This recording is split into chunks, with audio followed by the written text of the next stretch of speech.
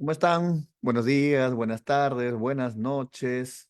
Vamos a trabajar los mitos del libro El mundo de Sofía, ¿ok?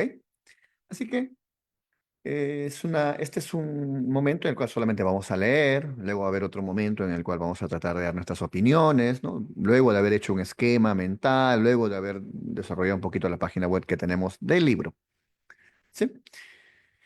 Así que vamos a compartir pantalla para disfrutar de la lectura que te invito a realizar. Apenas puedas. Compra el libro original. Si no lo tienes, usa en este caso este PDF o el PDF que encuentres en internet. Empecemos. Los mitos. Este es el tercer capítulo del libro. Un delicado equilibrio de poder entre las fuerzas del bien y del mal.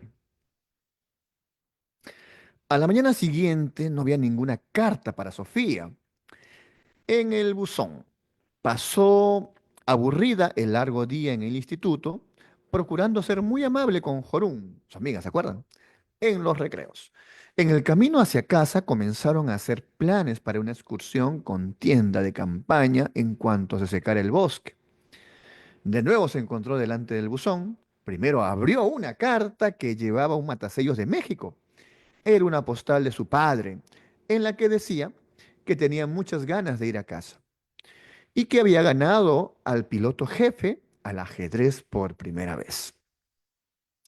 Y también que casi había terminado los 20 kilos de libros que se había llevado a bordo después de las vacaciones de invierno. ¿Te imaginas leer 20 kilos? Bueno, ¿cuántos libros habrán sido? Wow. Y había, además, un sobre amarillo con el nombre de Sofía, con el nombre de Sofía escrito. Abrió la puerta de la casa y dejó dentro la cartera y el correo antes de irse corriendo al callejón. Sacó nuevas hojas escritas a máquina y comenzó a leer. Tarararán, la visión mítica del mundo. Hola Sofía, tenemos mucho que hacer, de modo que empecemos ya. Por filosofía entendemos una manera de pensar totalmente nueva que surgió en Grecia alrededor del año 600 antes de Cristo. Hasta entonces, habían sido las distintas religiones las que habían dado a la gente las respuestas a todas esas preguntas que se hacían. Estas explicaciones religiosas se transmitieron de generación en generación a través de los mitos. Un mito es un relato sobre dioses, un relato que pretende explicar el principio de la vida. Por todo el mundo ha surgido, en el transcurso de los milenios, una enorme flora de explicaciones míticas a las cuestiones filosóficas. Los filósofos griegos intentaron enseñar a los seres humanos que no debían fiarse de tales explicaciones. Para poder entender la manera de pensar de los primeros filósofos, necesitamos comprender lo que quiere decir tener una visión mítica del mundo. Utilizaremos como ejemplos algunas ideas de la mitología nórdica. No hace falta cruzar el río para coger agua. Seguramente habrás oído hablar de Thor y su martillo. Antes de que el cristianismo llegara a Noruega, la gente creía que Thor viajaba por el cielo en un carro tirado por dos machos cabríos. Cuando agitaba su martillo, había truenos y rayos. La palabra noruega Torden, truenos. Significa precisamente eso, ruidos de Thor. Cuando hay rayos y truenos, también suele llover. La lluvia tenía una importancia vital para los agricultores en la época vikinga. Por eso Thor fue adorado como el dios de la fertilidad. Es decir, la respuesta mítica a por qué llueve era que Thor agitaba su martillo y cuando llovía, todo crecía bien en el campo. Resultaba en sí incomprensible cómo las plantas en el campo crecían y daban frutos, pero los agricultores intuían que tenía algo que ver con Thor, lo que le convirtió en uno de los dioses más importantes del norte. Thor también era importante en otro contexto. en un contexto que tenía que ver con todo el concepto del mundo. Los vikingos se imaginaban que el mundo habitado era una isla constantemente amenazada por peligrosos o por peligros externos. A esa parte del mundo la llamaban Midgard, el recinto del medio. Es decir, el reino situado en el medio. En Midgard se encontraba además Asgard, el recinto de los dioses, o Asgard, ¿no? Que era el hogar de los dioses. Fuera de Midgard estaba Utgard, el recinto exterior, es decir, el reino que se encontraba fuera. Aquí vivían los peligrosos trolls, los gigantes, que constantemente intentaban destruir el mundo mediante astutos trucos. A esos monstruos malvados se les suele llamar fuerzas del caos. Tanto en la religión nórdica como en la mayor parte de otras culturas, los seres humanos tenían la sensación de que habían un delicado equilibrio de poder entre las fuerzas del bien y del mal. Los trolls podían destruir Midgard, raptando a la diosa de la fertilidad, Freya. Si lo lograban, en los campos no crecería nada y las mujeres no darían a luz. Por eso era tan importante que los dioses buenos pudieran mantenerlos en jaque. También, en este sentido, Thor jugaba un papel importante. Su martillo no solo traía la lluvia, sino que también era un arma importante en la lucha contra las fuerzas peligrosas. El martillo le daba un poder casi ilimitado. Por ejemplo, podía echarlo tras los trolls y matarlos. Y además, no tenía que tener miedo de perderlo porque funcionaba como un boomerang y siempre volvía a él. He aquí la explicación mítica de cómo se mantiene la naturaleza y cómo se libra una constante lucha entre el bien y el mal. Y esas explicaciones míticas eran precisamente las que los filósofos rechazaban. Pero no se trataba únicamente de explicaciones. La gente no podía quedarse sentada de brazos cruzados esperando a que interviniesen los dioses cuando amenazaban las desgracias, tales como sequías o epidemias. Las personas tenían que tomar parte activa en la lucha contra el mal. Esta participación se llevaba a cabo mediante distintos actos religiosos o ritos. El acto religioso más importante en la época de la antigua Noruega era el sacrificio, que se hacía con el fin de aumentar el poder del dios. Los seres humanos tenían que hacer sacrificios a los dioses para que éstos reuniesen fuerzas suficientes para combatir a las fuerzas del caos. Esto se conseguía, por ejemplo, mediante el sacrificio de un animal al dios en cuestión. Era bastante corriente sacrificar machos cabríos a Thor. En lo que se refiere a Odín, también se sacrificaban seres humanos. ¡Wow, qué feo! El mito más conocido en Noruega lo conocemos por el poema de Trimsvida, la canción sobre Trim. En él se cuenta que Thor se quedó dormido y que cuando se despertó, su martillo había desaparecido. Se enfureció tanto que las manos le temblaban, la barba le vibraba, acompañado por su amigo Loke, o Luke, ¿no? Loki, ¿no? Loki, fue a preguntar a Freya si le dejaba sus alas para que éste pudiera volar hasta Jotunheimen, el hogar de los gigantes, con el fin de averiguar si eran los trolls los que le habían robado el martillo. Allí Loke se encuentra con Thrym, el rey de los gigantes, que en efecto empieza a presumir de haber robado el martillo y de haberlo escondido a más de 12 kilómetros bajo tierra. Y añade que no devolverá el martillo hasta que no logre casarse con Freya. ¿Me sigue, Sofía? Los dioses buenos se encuentran de repente ante un dramático secuestro. Los trolls se han apoderado de su arma defensiva más importante, lo que da lugar a una situación insostenible. Mientras los trolls tengan el martillo de Thor, tienen el poder total sobre el mundo de los dioses y de los humanos. Y a cambio del martillo exigen a Freya, pero tal intercambio resulta igual de imposible. Si los dioses tienen que desprenderse de su diosa de la fertilidad, la que vela por todo lo que es vida, la hierba en el campo se marchitará y los dioses y los humanos morirán. Es decir, la situación no tiene salida.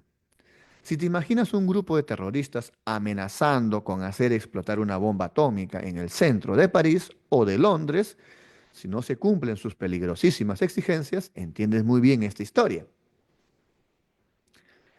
El mito cuenta que Loki vuelve a Asgard, donde pide a Freya que se vista de novia porque hay que casarla con los trolls. Desgraciadamente Freya se enfada y dice que la gente pensará que está loca por los hombres si accede a casarse con un troll.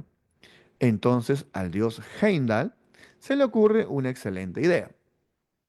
Sugiere que disfracen a Thor de novia. Podrán atarle el pelo y ponerle piedras en el pecho para que parezca una mujer. Evidentemente a Thor no le hace muy feliz esta propuesta, pero entiende finalmente que la única posibilidad que tienen los dioses de recuperar el martillo es seguir el consejo de Heimdall. Al final, Thor se viste de novia, Loke le va a acompañar como dama de honor. Vayamos las dos mujeres a Jotunheimen, dice Loke. Y tu palomía. Si prefieres un idioma más moderno, diríamos que Thor y Loke son los policías antiterroristas de los dioses. Disfrazados de mujeres, deben meterse en el baluarte de los trolls para recuperar el martillo de Thor. En cuanto llegan a Jotunheimen, los trolls empiezan los preparativos de la boda. Pero durante la fiesta nupcial, la novia, es decir, Thor, se come un buey entero y 8 salmones. También se bebe 3 barriles de cerveza. ¡Wow! ¡Qué increíble! Se va a tomar tanto. 3 barriles de cerveza. A Trin le extraña. Y los soldados del comando disfrazados están a punto de ser descubiertos. Pero Loke consigue escapar de la peligrosa situación. Ilusión que le hacía ir a Jotunheim. Dice que Freya no ha comido en 8 noches por la enorme ilusión que le hacía ir a Jotunheim. Trin levanta el velo para besar a la novia, pero da un salto del susto al mirar dentro de los agudos ojos de Thor. También esta vez es Loke el que salva la situación.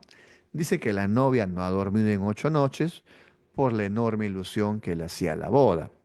Entonces Trin ordena que se traiga el martillo y que se ponga sobre las piernas de la novia durante la ceremonia de la boda. Se cuenta que Thor se echó a reír cuando le llevaron su martillo. Primero mató con él a Trin y luego a toda la estirpe de los gigantes. Y así el siniestro secuestro tuvo un final feliz. Una vez más, Thor, el Batman o el James Bond de los dioses, había vencido a las fuerzas del mal. Hasta ahí, el propio mito, Sofía. Pero, ¿qué significa en realidad? No creo que se haya inventado solo por gusto. Con este mito se pretende dar una explicación a algo. Ese algo podría ser lo siguiente. Cuando había sequías en el país, la gente necesitaba una explicación de por qué no llovía. ¿Sería acaso porque los dioses habían robado el martillo de Thor? El mito puede querer dar también una explicación a los cambios de estación del año. En invierno, la naturaleza muere porque el martillo de Thor está en Jotunheimen, pero en primavera consigue recuperarlo. Así pues, el mito intenta dar a los seres humanos respuestas a algo que no entiende. Pero habría algo que explicar además del mito.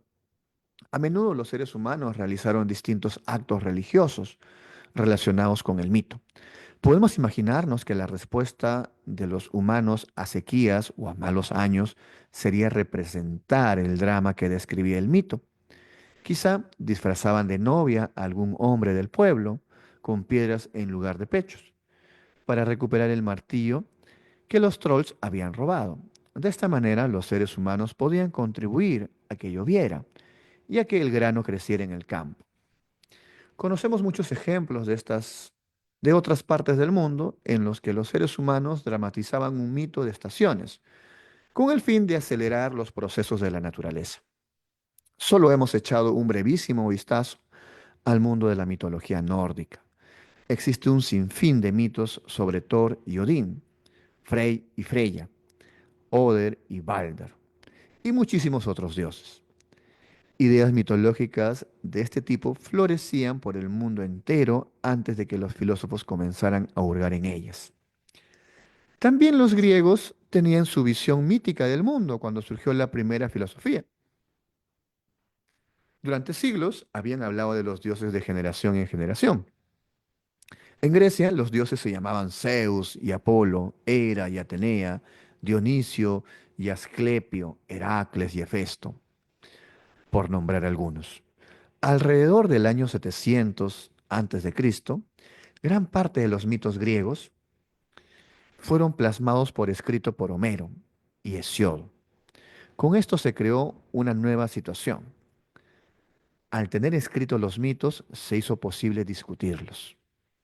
Los primeros filósofos griegos criticaron la mitología de Homero, solo porque los dioses se parecían mucho a los seres humanos, y porque eran igual de egoístas y tan de poco fiar como nosotros. Por primera vez se dijo que quizá los mitos no fueran más que imaginaciones humanas. Encontramos un ejemplo de esta crítica, de los mitos en el filósofo Genófanes, que nació en el 570 a.C. Los seres humanos se han creado dioses a su propia imagen, decía.